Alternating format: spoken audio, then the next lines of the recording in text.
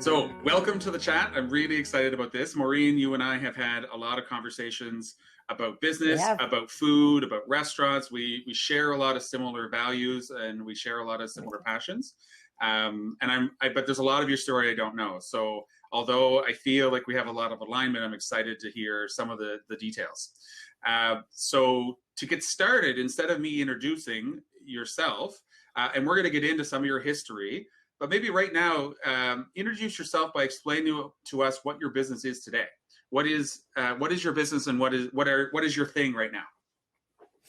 All right. So I'm super happy to be here. Thank you, Levi, for inviting me. I can talk entrepreneurship all day because I'm a serial entrepreneur. The business that I am in right now, I think today might be my 5-year anniversary. I run Navigate Food Safety Solutions with my husband, Alex, and we work in certifications in global food safety standards in manufacturing. Which sounds very complicated, but basically alongside the CFIA and the FDA, which are government regulations worldwide, standards that are benchmarked to something called the Global Food Safety Initiative, which comes directly from Codex Alimentarius, which governs food safety around the world. So all kinds of plants, big plants, multi-plant organizations, sometimes just a one-of, like a small producer, 6 employees to 600, somebody who makes 1 million small cakes a day, and somebody who makes, 200 pies for Costco. So we work, and so we work primarily right now. We work with facilities directly and with organizations directly, but we also support that with online training, and we are in the process of moving to much more online training offering. And we just happen to perfectly coincide with a global crisis. Never let a good crisis go to waste. Sure.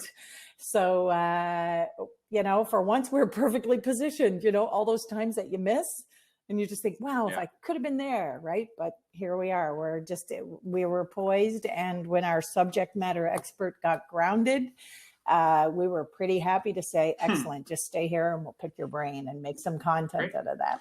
So we're gonna jump around a timeline at different times. But one of the questions I like to ask people is when did you personally first label yourself or think of yourself as an entrepreneur? I became an entrepreneur and saw myself as such when I was living, I had moved back to Canada. I was living outside the country, and I had a 3-year-old and a 5-year-old just having their birthdays, and I gave birth to twins. So I had 4 kids under the age of 5, and I was in the UK, and I came back to Canada when those babies were just under a year. And I tried to figure out where I would fit in the work world. And I knew that there really was no place for me, given that my husband at the time still worked overseas. So there just wasn't enough of me to go around to a 40-hour work week. And, and just the focus, right? Just to be able to focus on the triage 24/7 of 4 small kids, and then trying to go and give my all to somebody at work, which I would inevitably try to do. So I remember a high school friend of mine told me that there was an entrepreneurial training going on, and it lasted for a year. And she said, I am considering going because I need a change. And we had been great friends in high school and had lost touch, but she too, she had 3 little kids. And so we signed up. And we started taking entrepreneurial training, and it just gave me a bit of a switch in my thought. It made me examine what I had to bring to the party. And when I looked at the attributes of an entrepreneur, I thought, sure, I could dig that up. I could bring that to the party every day. And before that training course finished, we had infiltrated a small cafe.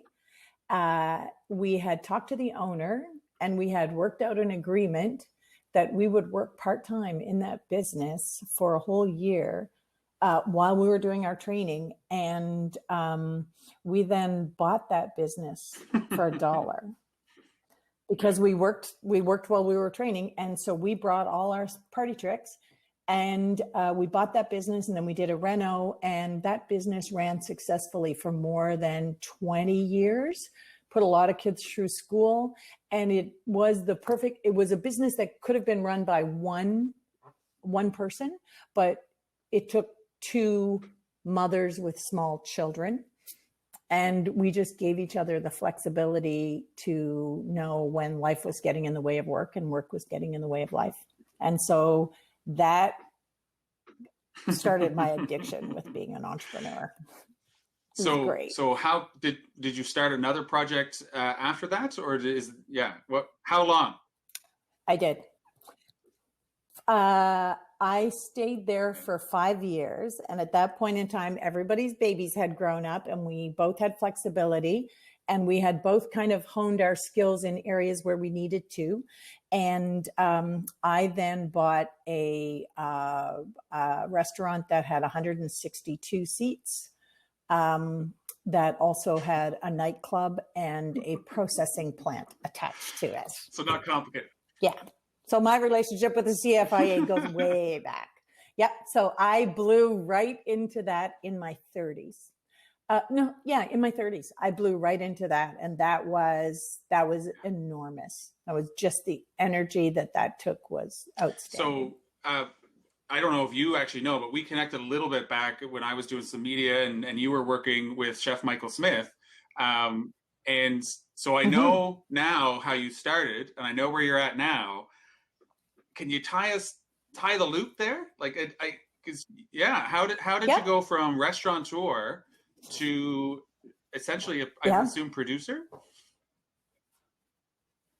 Well, I wasn't the producer. We would hire producers, or we would partner with producers. But essentially, I think when I started working with Michael, I had decided I had been in and out of the country. I moved my family in and out of the country a few times. I sort of, again, was at a bit of a crossroads trying to figure out what I was going to do. Ultimately, after 6 years, the restaurant, the nightclub, and the bar, I just could not figure out how to make that a viable business. Hindsight being what it is, I have a better understanding of why that business model was not viable. Every square inch couldn't make money, and every square inch was expensive. And that's only something you realize in hindsight. At the time, I really took that personally as a personal failure, that I could not make that happen. I couldn't make it work.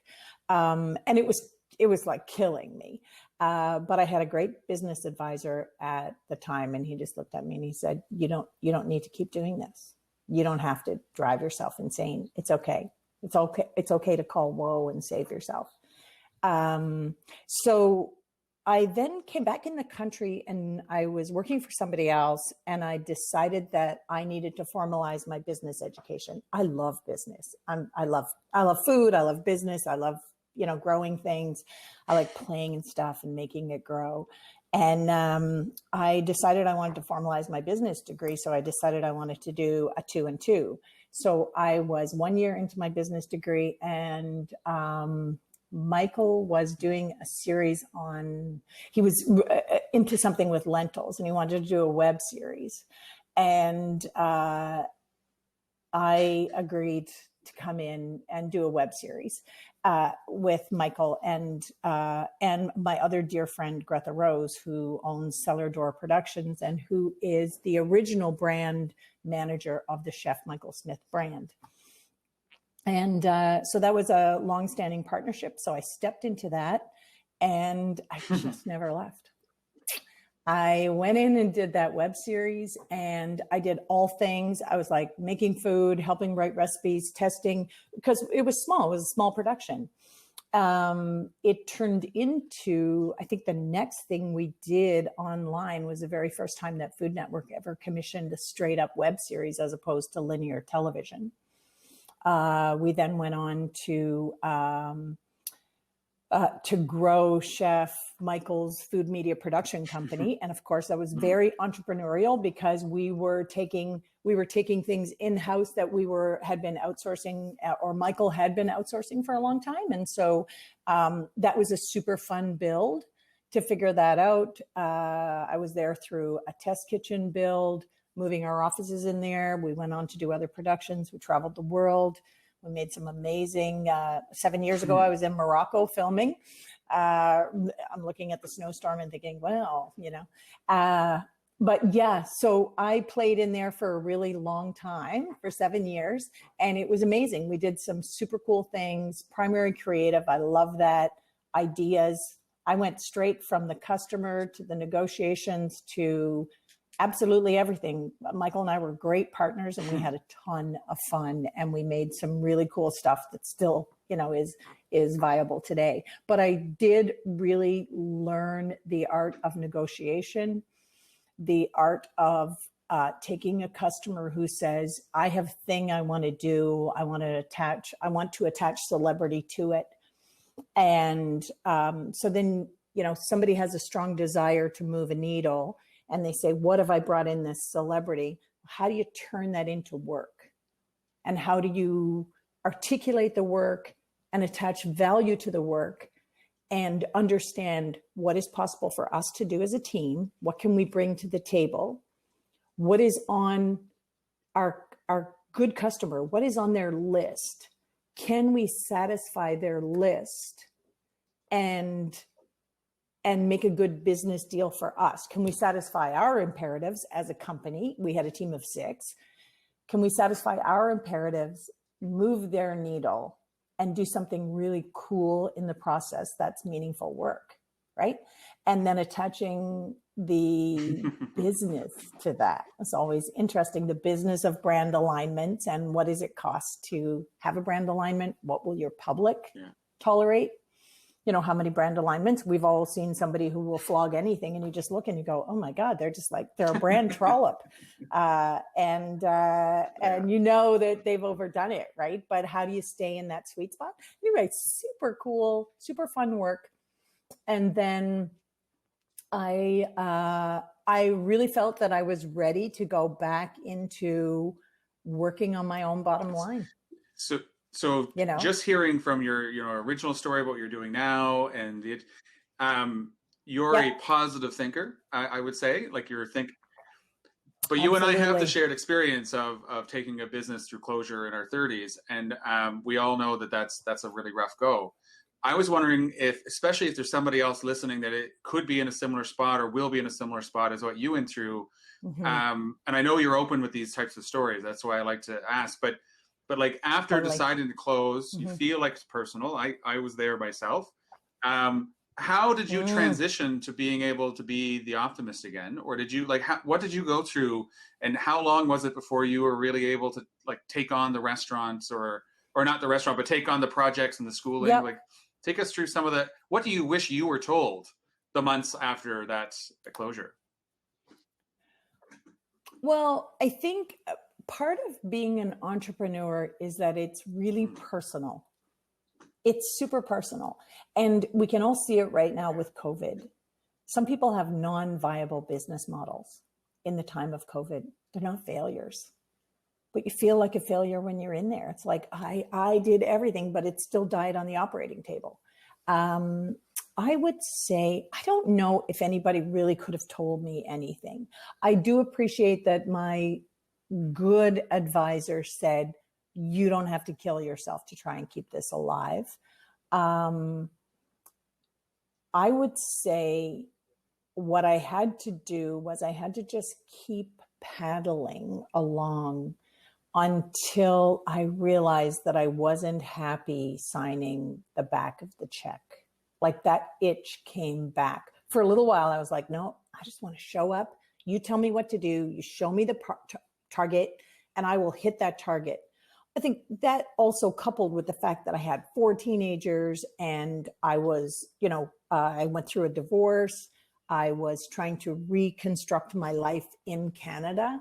I had a lot of work to do in general. So I guess I look back at that girl, that entrepreneur, and I say, good on you. You pulled the plug. You did the hard work. You focused on what you needed to, because any of you who are parents out there, I mean, I always say my great work is guiding 4 human beings through their human experience, right? That is my primary focus. And so I did stop and do that. And while I was hyper focused on that, I worked for someone else.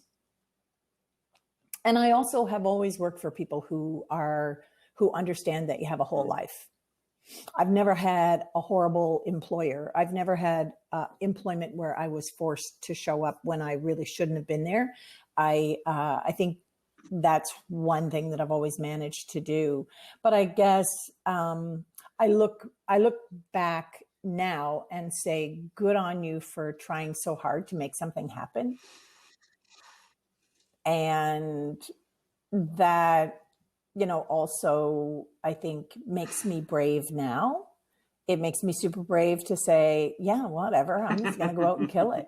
I'm going to do my very best and make sure everybody gets paid and do my best for my community and for my company and all that stuff. But I guess it's really personal how you go through it. I think as entrepreneurs, we take it harder. Well, I don't know if we do take it harder. The only experience I have is of being the person who built it, and then you have to take it down. And it's like, that is really backwards, and there's nothing pretty about it. And it's one little brick at a time that you have to unpack it.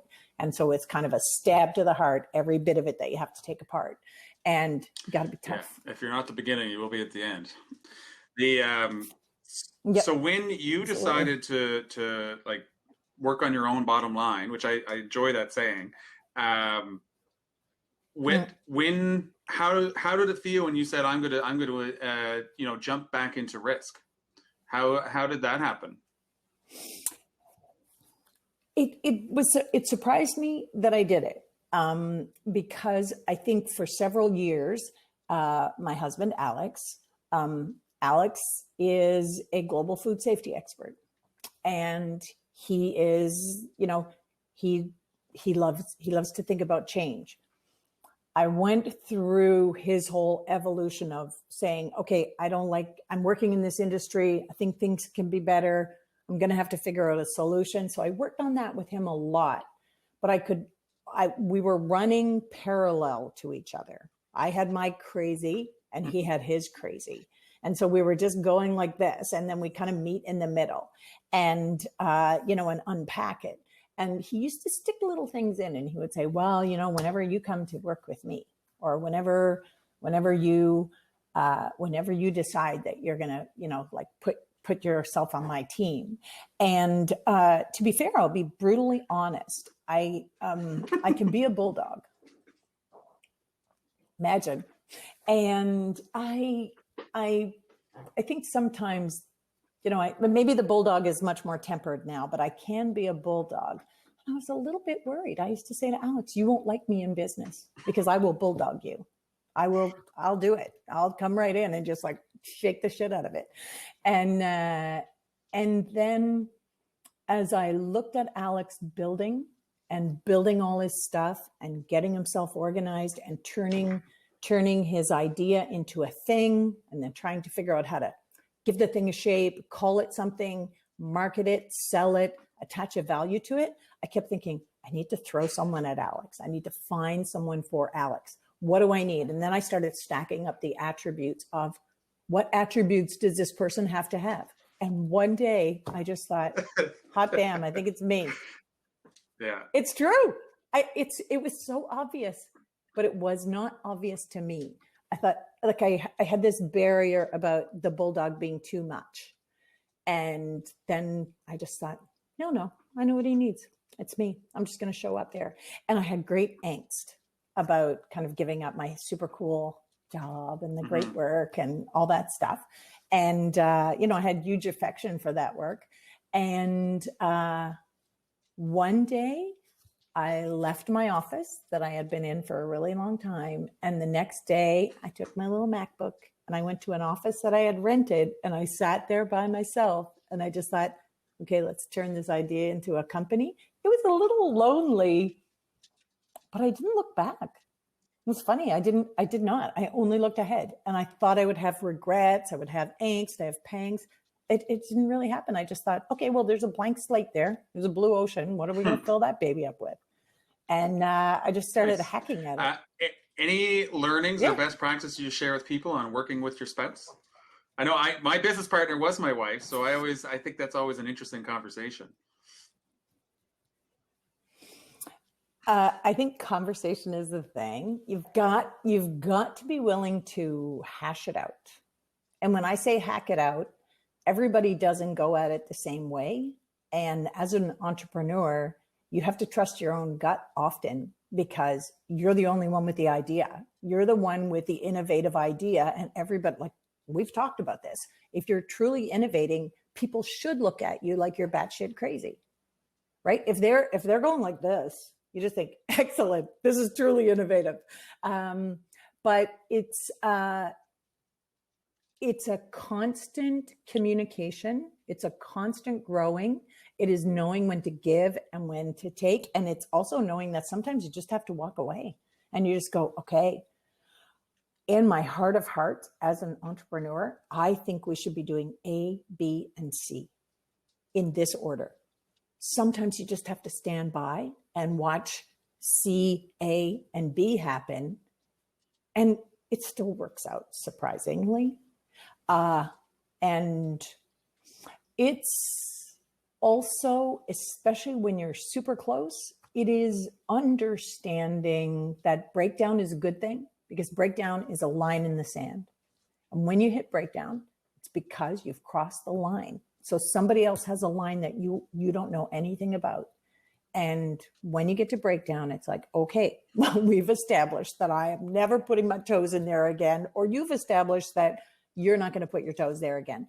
So it's just, it's an evolution. It's a cool dance. It's not always a pretty dance. It's clumsy. Sometimes you just bump through it. I think ultimately you just have to look at each other it's like having small children. You know, you're like in it, you're in crazy for years. You have to look at the partner across the table and say, hey, babe, I'm going to see you in 4 years, and I'm going to be right back. But I think ultimately understanding at the end of, especially the bumpy stuff, that you just look and you say, okay, well, that was all work. Now it was all bumpy, but I still love you. You're still my number one, and I am still your champion. Right? That's great. I think that's what's worked for us. I'm not saying it's always. No, I just like everybody's a little different. So it's good to share what's success for other people, because the more you can show different successful business relationships, the better other people can see. One question I ask folks in the series is, because it's always a different answer. You've done a lot of different things. Where you look back over your whole career, especially your entrepreneurship career, whether it was the first half or the second half, what would you say is the single most exciting thing that you've done, or the most excited you've been? What was the win that really comes to mind when I ask that? Oh gosh, let me think about that. What was the win? Man, oh man. I will tell you the coolest thing that ever happened. Like one moment that's really stuck with me. And it's funny that it is just 7 years ago. I remember Michael and I were in Morocco, and we were up above that big market in Marrakesh, and we were being feted at this kind of dinner. And, it was all rough and noisy, like cacophony. It was insane there. Like one of the most beautiful, crazy, hyper stimulating places I've ever been. And I remember we had to have a conversation about a pitch we were doing for somebody else. And so we just sat knee to knee. We kind of had some notebooks, and so I'm sitting there going like this, and we were brainstorming, and we were trying to pull like 5 ideas out of our ass for a pitch. And so we were just like jamming those ideas down. And so we were like making 1 or 2 liners, and then I would kind of flesh them out a little bit. But we knew it was due. We had to do it. We had to get back to them. And I remember just looking, we both looked at each other. We looked each other right in the eye and we said, are we not like the luckiest people on the planet that this is the shit we get to do? So I remember that being really extraordinary, like just that feeling of, they say in French, charmanex, like, you're killing it. You're in the perfect place. It's happened to me with Navigate for sure. Sometimes I'm on the phone with someone. As a matter of fact, it happened this morning. Something that was wildly aspirational for us 5 years ago. We wanted to make something happen with this huge organization that are big influencers, and we so wanted it, and we wanted it badly, and we just kept pushing on that closed door, and we couldn't make anybody pay attention to us. And now we this morning just had a very warm conversation with them because they have come to us now and have recognized what we wanted them to see 5 years ago. But everything that's happened in the last 5 years was necessary for us to really be at that table. So we can come to that table now sort of just calm and confident and assured, given all the stuff that's happened in the 5 years. So really, those doors should have been closed, right? Though that door, it should not have opened when we knocked on it. Today was the right time for that to happen, and for that warm conversation, and to have those two people that we revere say, we are so excited. What interests me a lot about asking that question is I get all kinds of answers. Sometimes it's business, sometimes the two things that almost always come out, which were very clear in both your examples, is that they were typically moments where you chose to be in the present and really feel about and not necessarily worried about the future, but being in the present. And there's always a certain amount of gratitude. Mm-hmm. So that combination of being in the moment and the gratitude of something that's happened in the wind, it's current in all the different examples. And recognizing, I think, Levi, one of the things, I had a great business coach, years ago, and one of the things she taught me is new level, new devils, right? You think, oh, I want to get there so badly. Well, when you get there, there's a whole set of things that you have to face that you didn't have to face down here because you couldn't see until you got your perspective up here, right? And sometimes when we are hacking something out, or we're hashing it out, or there might be like 5 or 6 of us at a whiteboard saying like, how are we going to do this? What, blah, blah, blah. This is sticky, that's sticky, whatever. I just think, okay, let's just stop and remember, we are really lucky to be playing here. Yeah. Like, playing here is a privilege, and playing here is something we asked for and we actively worked to play here.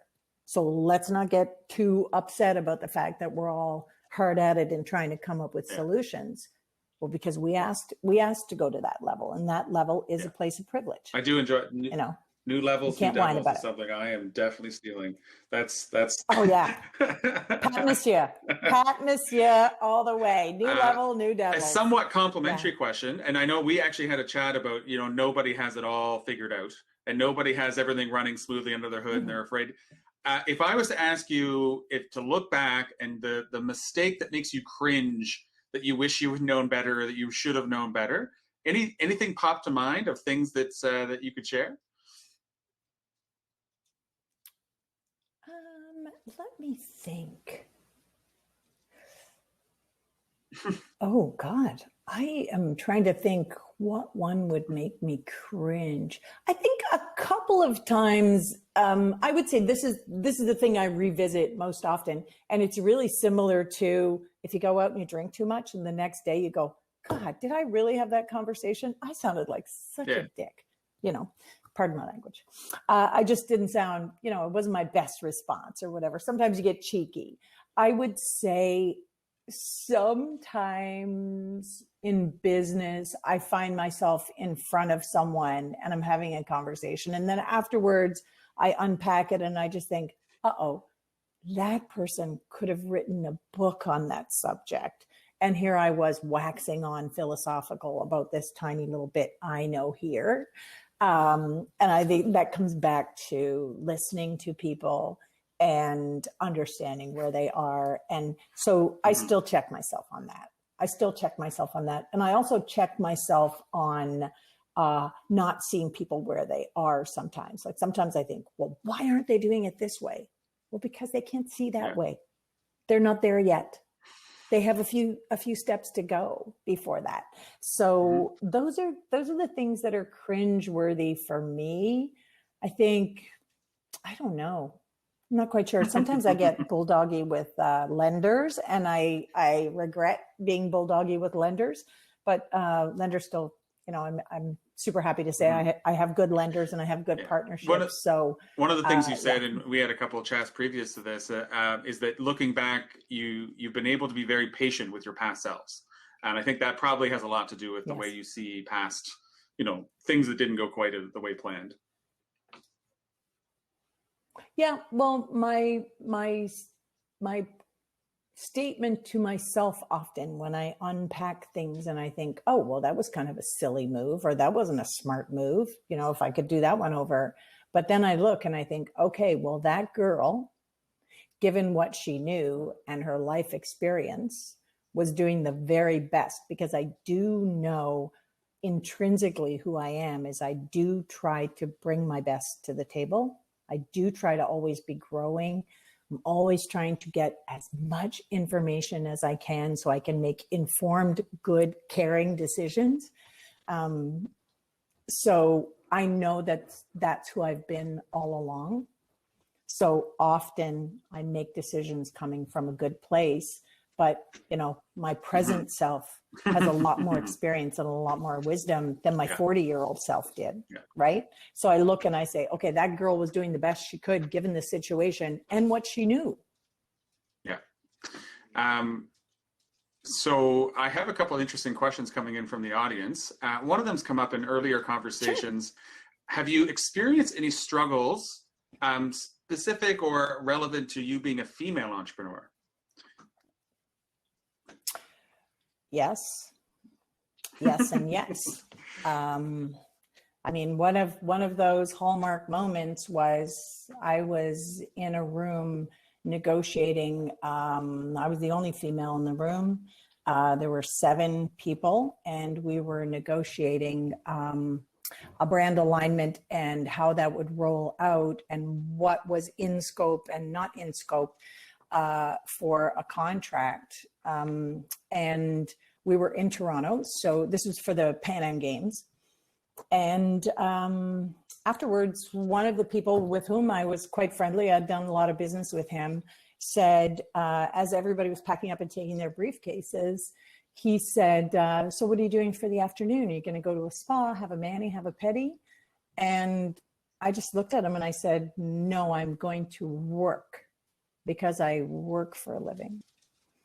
And I was so insulted by that it took me a while to forgive him. And I know it was light for him, but it was very demeaning professionally. And I know that he would never want to do that, but really I wanted to punch him. Right. Also, I have been in the place where they're looking for the man. They phone, they want to talk to a man. That still happens. Yeah, it happens. Any advice for somebody in that role starting out or first-time entrepreneurs? Well, I don't know. Like, I guess I resist the full-on smackdown. It's tempting. It's really tempting, but it doesn't really get you anywhere. I have waited. I actually had a presenter. I was part of a cohort, and I had a presenter who said something demeaning to me. Again, I was the only woman in the room, and a lot of men told me that I had to work on my likability. So I bided my time, and a year and a half later, I was with the patriarch of that organization, and I said, you cannot have that person on the stage ever again. They need to go away until you either retrain them, but you can't making statements like that from the stage. That is so disempowering. Me, I reacted to it, But I mean, it's not my job. It's not my job to make sure that the person that you put on a stage to represent an organization is not sexist. But it is my job to call it when I see it, and I called it in the right direction. And I'm pretty sure that he's never been on their stage again. And I'd say it cost him a few bucks. Oh, no doubt. Another interesting question that's a kind of a topic shift is you have made it clear that your focus is on your family and you've raised your children. Have you seen any of them looking to follow the entrepreneurial routes? And if you have any thoughts around raising entrepreneurial children? Yeah, I would say that all my kids are pretty entrepreneurial. One of them is a full-time artist and actually left her, spent 10 years working hard, working for someone else. And now is a full-time artist and is very business savvy as an artist. And she, I think, is the perfect blend of a solid business person who has incredible talent. So it's working out really well for her. Another one of my girls is a stand-up comic and also has a master's, she did a master's in screenwriting. And so she, I would say, is clearly entrepreneurial. Yeah, I think all of my kids have had side hustles. All of my kids have figured out what they need to do for a living based on where they are. One of a year in Vietnam and half the year in the Channel Islands. And she spent a lot of time doing online education because that was something that she could easily move around with. She had her own business prior to that. So I think it is a good idea to raise entrepreneurial children. I think also to encourage their creativity in whatever it is they want to do. I would say that my house was the house that did the most cut, coloring, gluing, building, Young Millionaires program, all that stuff. It's petty when you're a kid and you get a little business and you get your own money and you get autonomy. It's a great lesson. It is great. Yeah, even sure. if your kid's a great babysitter, make them be a really awesome babysitter. Yeah. Best instructions, leave the house better than you found it. When you can command $25 an hour if you'll just clean up after the kids. Yeah. Over deliver, under promise. Absolutely. We have a really great question that's being upvoted quite a bit because you do a lot of things. You've gone through lots of cohorts and supporters, advisors, and you invest in yourself and growth. And I think we're very aligned in that message.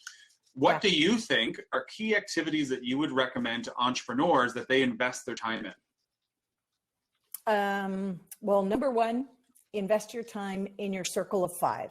You are the average of the 5 people you spend the most time with. And this is not about your friends. This is not about your family. You can't pick those. Can't pick your relatives. If you are, I have always been aggressively moving forward. I am a growth minded. I have attributes of people that I like to hang out with, and I actively seek them. And as you're moving and growing, make sure that you are with people who don't necessarily look at you and say, what are you doing that for? That's crazy. Be around people who say, wow, that's amazing. That you're really expanding. Go, go, go. If you need anything from me, I've got your back. So invest in your circle of 5. Look around. It's true also that you're the average income of the 5 people you spend the most time with. So that's interesting. It's not all about income, but again. So what do I invest in? I also invest in taking the time to value everything I do. Someone asks you to do something, make sure they are willing. They've attached value to you. Otherwise, they wouldn't have asked you to do something. Stop doing stuff for free that you should be paid for. So invest time in the language that it takes to clearly communicate to other people what they're asking. And here is how I value that work. If it's work of a charitable nature, pick your own charities. What else do I invest in? Oh, I invest time in always. I've got some growth model going. I mean, you and I are both, we're both aware I am a member of the Order of Wallace McCain. Huge commitment to do that ELP program. Was it a great learning experience? Yes. Did I get valuable relationships? Yes. Do I still have them? Yes. I've been through Propel, entrepreneurial training. I've had, yeah. So I think when you think you're too busy or too overwhelmed to invest in something that will make you, that will give you some ease, that's the time when you need to do it, because you can't just knock yourself out. Sometimes you need new party tricks and new tools. And again, new level, new devils. Yeah, that's my takeaway for sure. Yeah. And I completely agree. We're getting some really great questions. I can't wait. Hopefully we have time to ask them. Yeah. So one I wanted to ask is, just because it's right after this, your past comments, for you, what do you think's next? Do you see yourself growing this company continually, retiring, or are you kind of thinking new adventures in the wings? I am not, like I always say, I'm going to die empty. I'm going to run it till there's no gas in the tank. But I would say that I am still super excited about growth.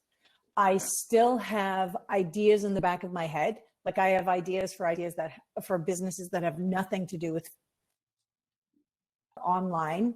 That is always running for me. I have friends who are, of course, retiring and trying to figure out how they can get back to Florida for 6 months. For me, I just think, kill me now. I have no desire to do that. I get out of bed every day ready to rock and roll. I mean, for anybody that doesn't understand why I don't look like the picture that was on there, that's my LinkedIn profile. I spent the last year dealing with breast cancer. I had surgery a year ago on Valentine's Day. I did aggressive chemo. I did months of radiation. I am now just on the other side of that. I still, like my pluck's not, I still have things to grow and stuff to do. I do look at our current business model and I can see that we probably have 4 or 5 things that we could hive off. I don't want to own them all. I do want to see them grow. So incubating them is a good idea, I think. I also love it when other people do well. So I like to float other people's boats if I can. And, you know, one of the things that I really love and that I've never not been doing is I do always mentor. Sometimes it's formal and sometimes it's informal. I love being able to work through other people's stuff just because I find it exciting to watch things and people grow. So yeah, I don't see myself checking out anytime soon. I don't feel a lag of any kind. And I also think, like, I know COVID is horrendous for so many people, but I also see this as, this is where we are. Us feeling overwhelmed or downtrodden by it is not it's not unnatural. But I also see it as, okay, the landscape has changed. Whatever we thought 2 years ago would be a good place to invest our energies or invest our money in or whatever it is, that's all changed. And I think it's exciting for me to look at, where do I think we're going to go? What's going to be, what is going to grow from COVID? What's going to go crazy? And I keep going back to, who would have thought that the flower business would, like flower shops would go out of business because wakes and weddings and funerals have all just ceased. Who would have thought that? So yeah, I'm still very excited. So another great question, and I'm going to tie it into, like, I knew some of your experience going through illness. I'm sure that you had times where you didn't have the capacity and you had sick days, really sick days on an epic scale. The question that came in is, talk about how you set your personal expectations for yourself. Are you hard on yourself for having an off day or week? And specifically, I mean, sometimes that's in your control or, you know, in the past, but almost in the lens of your illness, how hard are you and how do you set expectations around what you should be accomplishing? Yep. I would say I'm learning about that all the time. I am definitely an overachiever. I not only want to do it, I want to kill it. I want to excel. Perfect. I love perfection. I love it if somebody builds a box and they say, here is how you play in this box, and here's how you play in this box perfectly. So I build the boxes for myself all the time. I will say that without a doubt, the last year has been a real lesson in one girl can only do so many things in one day. You can't do it all. You can't kill it all. Was it hard and bumpy? Absolutely, man. I didn't burn anything down, but I'm surprised I didn't. So I do set expectations for myself. I can unplug. People ask me all the time, like, when do I have time to do stuff? Like, I made soap on the weekend, and I'm a quilter, and I just finished a quilt that has like probably 4,000 pieces in it. That frees up my creative mind. Always doing something tactile kind of and getting my creative mind going. But that I consider to be almost like rest. So is that a learned thing, or is that something you've always been able, the ability to unplug when you're doing lots of crazy things? Is that something you had to learn, or is that innate? I think I used to do it in a really poor way when I was younger. Like you get to the end of the week and you go, that's it. I'm just going to go and pile back like 4 doubles in a row. And then, the next day would be a tragedy. But now I don't want to waste any days. So I'm not willing to do that any longer. So I think I used to unplug in a forced way, and it was never good. But now I can really unplug. And, yesterday I went for a snowshoe and I walked on the river because it's frozen. And I really do feed on other people. I come alive around other people. So, something social is not work for me. It's something social is really a getaway. Yeah. I'm insanely curious and where they are in their life and what they know, like as a 50-year-old in 2021 or as a 20-year-old in 2021. I'm insanely curious about other people. So that's a good way to unplug. Just listen to somebody else's stuff. So we have a bit of a specific question, but what advice would you give moms who have goals of being business owners, but they don't know where to start, and there's a lot of hesitation and fear from failure? Any advice or thoughts for them, having gone through it at one time? Yeah. I think if I was going to give some advice, number one, don't be afraid to talk to other people about your idea, because you have to give it some breath. Yeah. And you have to say it out loud. Even if it does sound crazy, say it out loud. And also, don't just keep it in your head. Aspirationally, just say, like, this is my, my big hairy ass goal. It's this. I'm going to be this. Well, okay, well, what's between me and that? And it might be, I have 3 kids and I have to get them all the hockey on, like 5 nights a week or something. But like, is it reasonable? How do you massage this up here? Your goal, massage your goal and say, okay, well, maybe I want to be that in 5 years. But in order to get to that in 5 years, there are things I have to start putting in place right now. Like me saying I wanted to formalize my business degree, that was really external to me. I just thought I need to put letters behind my name. Am I great at business? Yes, I am. I'm really good at business. I love business. I love the zig and zag of business. And it's all about relationships anyway. We all know that. Yeah. It's not B2B, it's P2P all the time.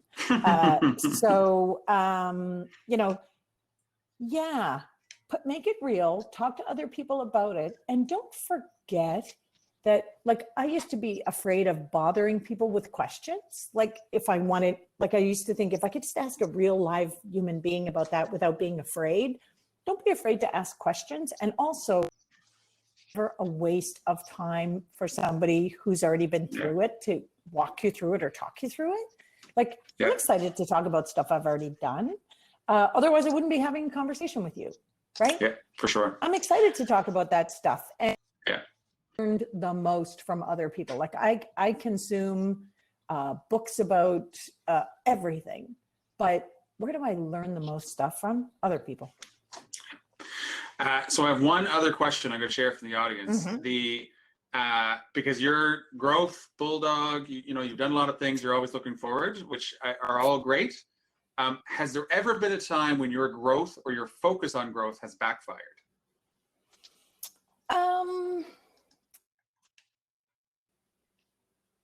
Possibly. No. No, I don't think so, because here's what I trust.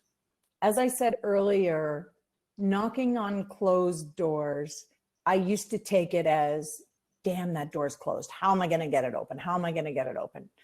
Now I know that what I should be doing is finding doors that are open a crack, because those are the right directions. And what I used to take as personal challenges to try and like kill my way through that door, I don't do it anymore, because I think if it was the right direction for me to be going right now, this would be easier.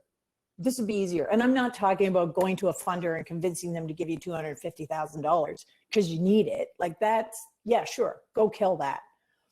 But understand that you are not ready, or the world's not ready, or that customer's not ready, and just walk away from it and use your energy. Don't be doing this with yourself. Use your energy, move straight ahead.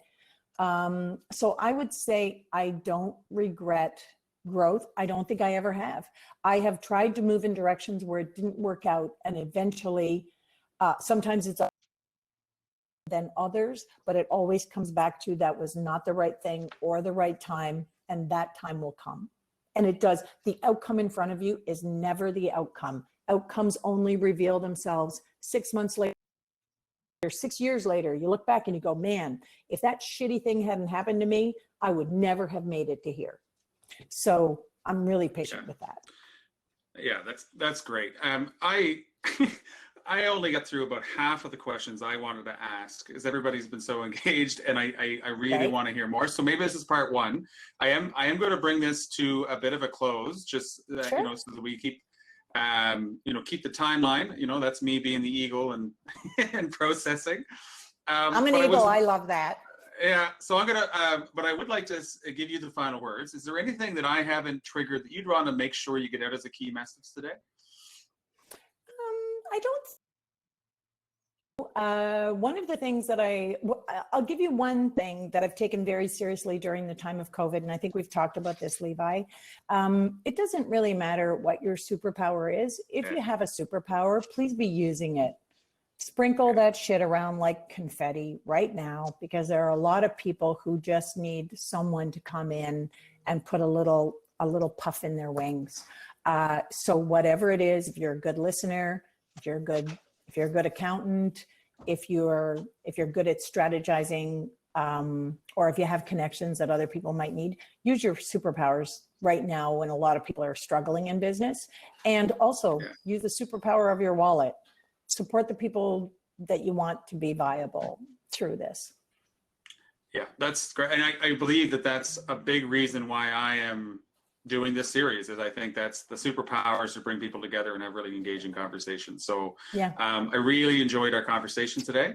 And I know that we can reach out and we can talk further. And I think there's a whole step two, especially if we see the crazy things you get up to next. So thank you very much. We're going to, I'm going to close it down. I mean, you don't have to leave right away. People are at their tables. But I am going to close down the conversation part. And I can't wait to re-listen to this. I wrote down all kinds of it's almost like you have some kind of marketing or TV experience, because the one-liners were just coming nonstop. People have threatened to make books out of those. Yeah. Well, I have it on a list now, so. All right. Yeah, I take them and I live them. Thanks, Levi. Thank you very much. That was great.